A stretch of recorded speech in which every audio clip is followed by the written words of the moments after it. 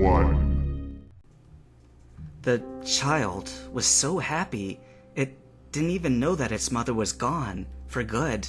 It just lay there, gurgling and giggling, while Chansey and I watched it. She had done a good job of cleaning and dressing it, but now it was my turn. "She needs a name," said Chansey. "What?" I didn't even think of that. Of course she needs a name. But what? Someone picked a name for her, right? I stared at the tiny human. She was even smaller than I was. Small and kind of cute? Of course it's cute. All babies are cute. Huh? What? Nothing. Misty loved cute things. What am I thinking? Misty. I didn't even know that I had said it out loud. Misty? Huh? I asked. That's her name? Said Chansey. Yeah, I said, not really sure what she was talking about. All right then. Her name is Misty. It took me a good 2 seconds to figure out what she was talking about. What? I pointed at the baby. You mean her? The baby gurgled. Huh? So her name isn't Misty? Said Chansey. She does look like her mother. No. Misty is fine. Yeah, her name is Misty. The infant, Misty, laughed, then yanked really hard on my tail. I yelped, then turned on the little thing. She only kept smiling. I turned to Chansey. Could, I be alone with her? I guess so. Chansey left, and then it was just Misty and me. Moo-moo? Moo-moo? I asked skeptically. Mew? She giggled. Goo-moo-moo! She exclaimed, and followed it up by a string of gurgling. You're weird, I muttered to myself, and dared to edge closer. She grabbed at my muzzle and began to slobber over it. I quickly pulled back, and she laughed. Did she just kiss me? As I wiped the drool off of my face, I started to laugh too. All right, I've made up my mind. You're going to be free. Misty, it's the least I can do. I'll protect her for you. I'll keep her safe.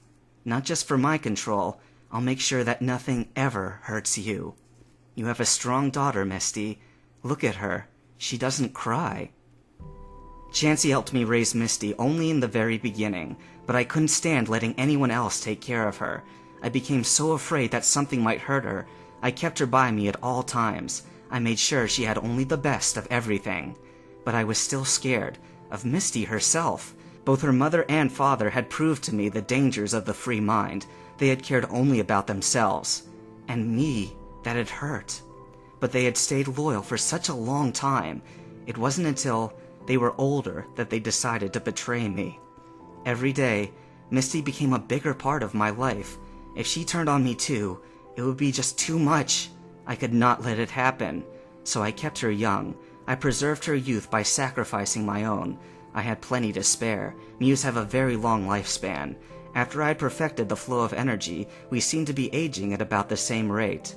It helped my worry a little, but just being young doesn't protect innocence, and I knew that all too well. So I protected her from anything that could ever cause her pain, because pain would only hurt her, and pain, it's something that no one needs, especially not her. But still she grew, and I couldn't just lock her in a time capsule to take out whenever I wanted. No, that would cause pain. She needed to grow, just not very fast. She wasn't stupid, though. As much as I tried to keep pain away from her, she could tell that it wasn't avoiding me. When she asked about it, the only thing I could think of as a response was, well, I gave it a name.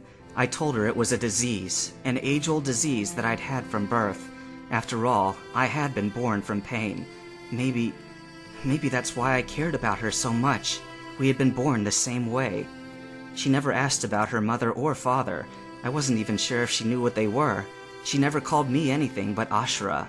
Sometimes I felt that she would have been better off with a different parent, but I was the only one she had, and the both of us had to make do. She was always so happy, but the only thing she ever seemed to worry about was me and my disease, and she really did worry. She wanted to help me somehow, but I assured her that she was already doing more than her fair share by just being alive and nearby. Time went by. Not slowly, but not too quickly either. Just right. And it was all worthwhile, because Misty was there, and I was keeping my promise to her mother.